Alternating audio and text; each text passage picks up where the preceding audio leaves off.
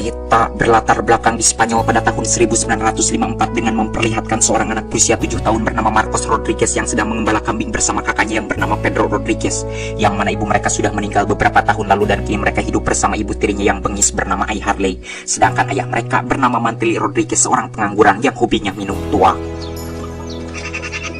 Sepulangnya ke rumah, sang ayah yang sudah tidak memiliki uang sepeser pun untuk bekal hidup didorong oleh istrinya agar menjual Marcos ke seorang bangsawan bernama Jalil yang memiliki banyak peliharaan kambing. Mantili yang otaknya sudah tidak waras dan beleguk spontan menyetujui usul biadab Ai tersebut. Lalu saat itu juga dirinya langsung pergi membawa Marcos untuk menjualnya ke Jalil, membuat Pedro yang melihatnya sangat sedih. Sesampainya di rumah Jalil, Mantili pun langsung menyampaikan maksudnya tersebut, dan tanpa pikir panjang Jalil pun membayarnya. Kemudian di sana Jalil memanggil anak buahnya yang bernama Alec Taisio dan menyuruhnya agar mengantarkan Marcos ke pegunungan Sierra Morena untuk mengembalakan kambing menemani seorang budaknya yang bernama Anastasio. Dalam perjalanan, Taisio bertemu dengan seorang petani miskin bernama Alvaro. Lalu di sana Taisio menanyakan apakah ada pemberontak datang ke daerah ini. Mengingat kala itu keadaan di Spanyol sedang krisis dan banyak pemberontakan, Alvaro menjawab tidak ada. Setelah mengetahui itu, kemudian Taisio pun pergi melanjutkan perjalanan. Terlihat di sana Marcos menjatuhkan satu karung makanan tanpa sepengetahuan Taisio, membuat anak perempuan Alvaro merasa bahagia karena sudah beberapa hari mereka belum makan. 2 hari kemudian, selepas menempuh perjalanan yang cukup jauh, akhirnya mereka pun sampai di tempat Anastasio. Lalu di sana Taisio pun memberitahukan bahwa sekarang Anastasio mempunyai teman untuk mengembalakan kambing, yakni Marcos. Setelah memberitahukan hal tersebut, lantas Taisio pun pergi meninggalkan tempat tersebut dengan meninggalkan satu karung makanan untuk mereka. Usai Taisio pergi, sorenya Anastasio menyuruh Marcos agar menghitung seluruh kambing peliharaannya dan memasukkannya ke kandang. Dengan patuh, Marcos pun menurutinya. Malam harinya, Marcos yang berada di dalam buat tempat tinggalnya Anastasio, dirinya merasa ketakutan karena Anastasio belum juga pulang. Dalam keadaan ketakutan, beruntungnya Anastasio keburu datang sambil membawa 2 ekor kelinci. Lalu Anastasio pun memberikan satu kelinci tersebut kepada Marcos. Di mana saat itu Anastasio sudah selesai menyisit dan membakarnya kelinci tersebut. Sementara Marcos yang tidak punya pengalaman dalam hal tersebut, dirinya masih kesusahan menyisit kelinci itu. Melihat Marcos kesusahan, Anastasio tidak melirik sedikit pun, dirinya malah tidur. Mungkin hal tersebut Anastasio lakukan untuk mendidik Marcos agar bisa mandiri. Hingga akhirnya Marcos sampai ketiduran dalam keadaan perut yang sangat lapar kekurubukan. Keesokan harinya Marcos mengintip Anastasio yang sedang menangkap kelinci menggunakan caranya sendiri, yakni dengan memasukkan hewan peliharaannya ke dalam lubang kelinci tersebut dan menutupi sebagian lubang yang lain. Terlihat di sana usaha Anastasio berhasil membuat Marcos yang melihatnya merasa takjub dengan keterampilan yang dimiliki Anastasio dalam menangkap kelinci. 3 hari kemudian, Anastasio menemukan satu kambing peliharaannya kakinya patah. Melihat itu, lantas Anastasio pun menyuruh Marcos agar mengambilkan kulit pohon dan setangkai tanaman yang berkhasiat untuk menyembuhkan tulang yang patah. Setelah Marcos mendapatkannya, lalu Anastasio pun menempelkan tanaman itu di kaki si kambing tersebut, kemudian mengikatnya dengan kulit pohon. Hari berikutnya, Anastasio memperkenalkan Marcos kepada seekor induk serigala yang sudah menjadi sahabatnya sejak lama dengan cara menyuruhnya memberikan seekor bangkai kelinci. Lantas saja serigala yang ada di tempat tersebut tidak ada yang berani memangsa kambing peliharaannya disebabkan Anastasio sudah bersahabat baik dengan salah satu dari mereka. Malam harinya, Marcos merasa ketakutan ketika mendengar suara longlongan serigala, membuatnya terpaksa pindah ke tempat tidur Anastasio. Di mana saat itu Anastasio yang belum tidur, dirinya merasa bahagia seperti memiliki seorang cucu. Sesudah Anastasio mengenal baik Marcos, lantas dirinya pun mengajarkan kepada Marcos bagaimana caranya menangkap kelinci, menggali umbi-umbian semacam kentang, dan menjebak burung. Diceritakan suatu malam Anastasio kedatangan beberapa orang pemberontak yang mampir ke guanya. Anastasio yang tidak mengetahui apa-apa mengenai keadaan negara pada saat itu, dirinya tidak menolak kedatangan mereka. Bahkan terlihat di sana Anastasio begitu akrab dengan mereka, kelihatannya mereka bukan sekali mampir ke guanya. Selepas cukup beristirahat, lantas para pemberontak itu pun kembali melanjutkan perjalanan untuk turun ke perkampungan. Usai para pemberontak tersebut pergi, tak lama kemudian di sana Anastasio dan Marcos mendengar suara tembakan. Sepertinya di bawah para pemberontak itu bentrok dengan tentara yang sedang berpatroli.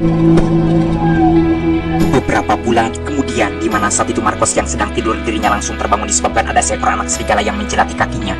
Melihat itu, awalnya Marcos merasa ketakutan, namun setelah melihat ternyata serigala tersebut baik dan ingin bersahabat dengannya, di sini rasa takut Marcos ketika berubah menjadi kebahagiaan, sehingga dirinya pun menerima persahabatan tersebut. Lalu Marcos menamai serigala itu dengan panggilan Jelu. Saat itu Marcos yang mengintip dari kejauhan, dirinya melihat ternyata Jelu mempunyai beberapa saudara. Melihat itu, lantas Marcos pun berlari dan memberitahukan hal tersebut kepada Anastasio bahwa induk serigala yang suka diberinya makanan itu kini sudah mempunyai beberapa anak. Mendengar itu, Anastasio merasa bahagia, namun Marcos merasa sedih karena menemukan kesehatan Anastasio tidak membaik. Keesokan harinya Marcos meninggalkan Anastasio sesaat untuk memberikan susu kepada Jelu. Tetapi sialnya saat itu Marcos harus menunggu lama dikarenakan Jelu tidak langsung datang ke tempat tersebut. Walaupun lama menunggu, namun akhirnya Jelu pun datang menghampirinya, di mana hal tersebut membuat Marcos semakin yakin bahwa Jelu benar-benar ingin bersahabat dengannya. Lalu saat itu Marcos pun berlari untuk memberitahukan hal itu kepada Anastasio. Sesampainya di gua, Marcos tidak menemukan Anastasio berada di sana, dan ketika kembali keluar di sana Marcos melihat Anastasio sedang terbaring di atas rumput dalam keadaan batuk-batuk. Setelah Marcos berada di hadapannya, Anastasio mengatakan bahwa dirinya sudah tidak kuat lagi menahan penyakit yang dideritanya. Lalu Anastasio pun memberikan kalung yang dipakainya itu kepada Marcos. Selepas memberikan kalung tersebut, tanpa disangka Anastasio menghembuskan napas terakhirnya, membuat Marcos menangis merasa sedih. Karena hal tersebut menandakan bahwa mulai hari itu dirinya harus bertahan hidup sendirian di tempat tersebut yang jauh sekali kemana-mana. Di mana kala itu Marcos yang sudah selesai membuat lubang untuk menguburkan mayat Anastasio, dirinya merasa heran ketika melihat banyak burung yang berterbangan di atas tempat tersebut. Dan tanpa diduga tiba-tiba burung-burung tersebut turun kemudian memakan tubuh mayat Anastasio hingga tidak tersisa. Melihat itu Marcos tidak bisa berbuat apa-apa selain menyaksikannya dengan penuh ketakutan. Hari pertama semenjak kehilangan Anastasio, Marcos mencoba menangkap kelinci dengan cara yang pernah diajarkan Anastasio kepadanya. Tetapi usaha Marcos tidak berhasil karena dirinya selalu salah dalam menutup lubang kelinci tersebut. Disebabkan usahanya gagal untuk mengisi perutnya yang lapar, saat itu Marcos berniat mau mengambil susu kambing, namun sialnya susu kambing malah lepet. Di hari kedua Marcos pergi memeriksa jebakannya, tetapi naas jebakannya belum membuahkan hasil, membuat Marcos merasa kesal. Dan ketika Marcos sedang bersandar di batu yang lukut, di sana dirinya melihat ada kelinci yang keluar dari lubangnya. Sebelum Marcos bertindak, tiba-tiba seekor burung datang menangkap kelinci tersebut lalu membawanya ke dahan pohon. Melihat itu lantas Marcos pun naik ke pohon tersebut dan berniat mau mengambil kelinci yang baru saja ditangkap oleh si burung tersebut. Namun sialnya saat tangan Marcos hampir berhasil mengambil kelinci itu, dirinya malah dikoleang jatuh. Sesudah terbangun Marcos menemukan tangan kirinya patah. Sadar akan hal tersebut, lantas dirinya pun mengambil kulit pohon dan serangkai tanaman yang berhasil untuk menyembuhkan tulang yang patah seperti yang pernah diajarkan Anastasio. Setelah ditempelkan lalu Marcos pun mengikatnya, membuat dirinya menjerit kesakitan. Selepas itu kemudian Marcos mencoba menangkap ikan di sungai, tetapi usahanya tidak berhasil, membuat dirinya benar-benar emosi. Saking lelah dan laparnya saat itu Marcos sampai ketiduran di dekat sungai. Ketika sedang enak-enaknya tidur, tiba-tiba di sana Marcos dibangunkan oleh hewan peliharaannya disebabkan ada banyak burung yang hendak memakan tubuhnya. Melihat kenyataan itu, spontan Marcos pun bangkit lalu pergi meninggalkan tempat tersebut. Sesampainya di suatu tempat di sana Marcos menemukan dua burung yang sedang memakan bangkai rusa. Karena sudah sangat lapar, lantas dirinya pun mengusir dua burung tersebut kemudian memakan daging bangkai rusa itu mentah-mentah. Karena tidak terbiasa, malam harinya Marcos muntah-muntah. Di hari ketiga paginya Marcos menemukan ada daging segar di depan guanya. Rupanya daging tersebut adalah pemberian dari Jelu. Sesudah mengetahui bahwa Jelu yang memberikannya, kemudian Marcos pun mengambil daging tersebut. 5 bulan selepas kejadian itu terlihat di sana tangan kiri Marcos sudah sembuh, di mana saat itu Jelu yang sedang mendapatkan rezeki, dirinya tidak lupa selalu memberikan bagian kepada Marcos. Walaupun Jelu selalu memberinya daging, tetapi Marcos tidak mengandalkannya karena sekarang dirinya juga sudah mahir dalam mencari isi perut, seperti menjebak burung dan menangkap kelinci. Dan ketika mendapatkan rezeki yang banyak, Marcos juga tidak lupa selalu membaginya dengan Jelu. Suatu hari Taisio bersama anak buahnya datang ke tempat tersebut untuk melihat keadaan Anastasio dan Marcos. Namun sesampainya di dalam gua, Taisio tidak menemukan mereka berada di tempat tersebut. Dengan penuh emosi lalu di sana Taisio pun memadamkan api dudukan Marcos menggunakan air kencingnya yang bau jengkol, membuat Marcos yang mengintipnya merasa terkejut sekaligus kesal karena dirinya sudah lama menjaga api dudukan tersebut agar tetap menyala disebabkan dirinya tidak bisa menyalakan api, mengingat di sana tidak ada korek api atau alat yang lainnya. Saat itu Marcos yang bersembunyi dirinya hampir saja ketahuan oleh Taisio, tetapi beruntung kala itu anak buahnya keburu memanggil hingga akhirnya Marcos pun tidak ketahuan oleh Taisio. Sesampainya di sana anak buahnya mengatakan bahwa tulang-tulang dan tengkorak yang ditemukannya itu pastinya tulang dan tengkoraknya Anastasio. Melihat itu lantas Taisio pun nabok dan membuka topinya sebagai bentuk rasa kemanusiaan. Setelah mengetahui bahwa Anastasio sudah meninggal, lalu Taisio dan anak buahnya pun pergi meninggalkan tempat tersebut sambil membawa seluruh kambing milik bosnya. Melihat Taisio sudah pergi, kemudian Marcos pun keluar dari persembunyiannya dan masuk ke dalam gua. Dan ketika Marcos sedang berusaha niupan api dudukannya, tiba-tiba Taisio datang menangkap Marcos dan membawanya pergi. Tetapi belum juga Taisio jauh meninggalkan tempat tersebut, Jelu bersama saudara-saudaranya datang mencegah Taisio. Melihat itu spontan Taisio pun berniat mau mencabut becengnya, namun dengan cepat Marcos menggagalkannya, kemudian dirinya kabur meninggalkan Taisio. Taisio yang mempunyai dendam di mana pada musim dingin dirinya kembali datang ke tempat tersebut sambil membawa anak buahnya untuk membunuh Jelu dan saudara-saudaranya karena gara-gara mereka Marcos menjadi kabur. Dan rencana dendam Taisio pun berjalan dengan baik. Terlihat di sana dirinya dan anak buahnya berhasil menembak Jelu dan kedua saudaranya yang sedang mencari makanan, membuat Marcos yang sedang mengintip kelinci merasa terkejut ketika mendengar suara tembakan tersebut. Setelah berhasil membunuhnya, lantas mereka pun menghampiri dan mengambil bangkai serigala tersebut. Tetapi kala itu mereka hanya menemukan 2 bangkai, sementara yang satunya lagi mereka tidak berhasil menemukan bangkainya. Selepas mereka pergi, Marcos yang dari tadi mengintip dirinya mengetahui bahwa yang tidak berhasil ditemukan bangkainya itu adalah Jelu. Saat Marcos sedang mencari bangkai Jelu, di sana dirinya menemukan keceretan darah. Lalu Marcos pun menelusuri keceretan darah tersebut.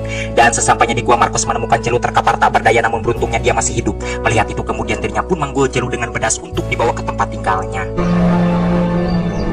Dan saat Marcos sedang membawa Jelu, di sini dirinya hampir saja dibunuh oleh saudara Jelu yang masih hidup, karena dia menyangka bahwa Marcos lah yang telah membuat Jelu terluka semacam itu. Tetapi beruntungnya seorang pemberontak yang suka mampir ke guanya menyelamatkan Marcos dengan cara menakut-nakutinya. Sesampainya di gua, lalu Marcos pun langsung mengobati kaki Jelu dan memberinya makan. Keesokan harinya ketika Marcos melempar seekor burung dengan batu, di sini dirinya menjadi terilhami untuk menyalakan api dengan cara menghantamkan satu batu dengan batu yang lainnya. Terlihat di sana usahanya berhasil membuat Marcos sangat bahagia, lalu dirinya pun membawa api tersebut ke guanya. 12 tahun kemudian, terlihat di sana kini Marcos telah tumbuh menjadi pria dewasa berambut panjang dengan memakai pakaian dari kulit hewan layaknya Tarzan si Raja Rimba. Bahkan sekarang dirinya juga sudah sangat mahir dalam berburu hewan untuk mengisi perutnya. Dan yang membuat Marcos selama ini tidak merasa kesepian bertahan hidup sendirian di tempat tersebut dikarenakan Jelu selalu ada di samping menemaninya.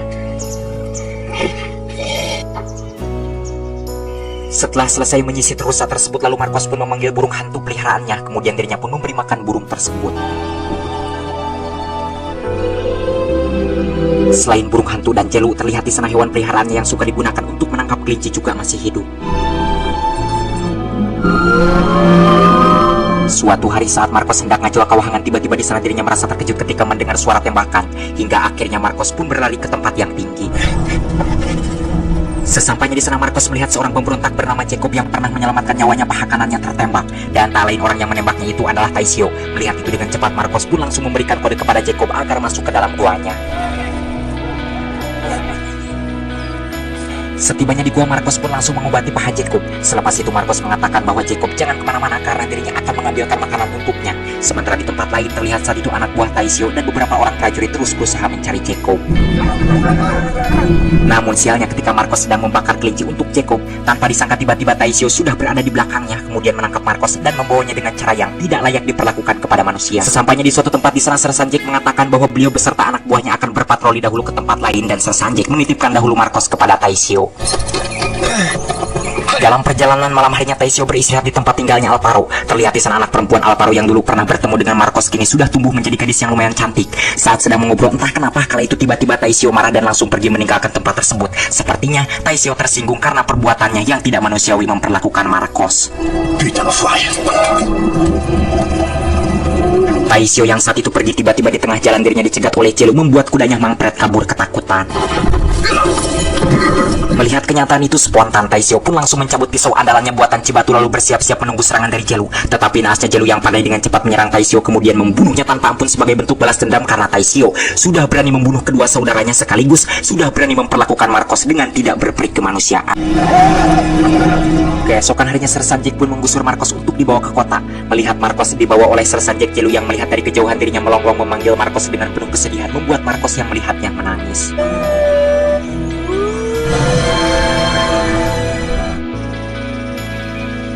Di akhir cerita kita akan diperlihatkan dengan Marcos Rodriguez asli yang telah berusia 75 tahun dan kini beliau adalah seorang pendeta dan penasehat para pejabat tinggi di negaranya. Di mana saat itu Marcos yang telah berada di atas bukit, beliau memanggil Jelu. Selepas beliau memanggilnya, tak lama kemudian Jelu pun datang menghampirinya. Dan saya tidak tahu entah itu Jelu yang dulu entah anak cucunya, yang jelas dia juga sama sangat menyayangi Marcos.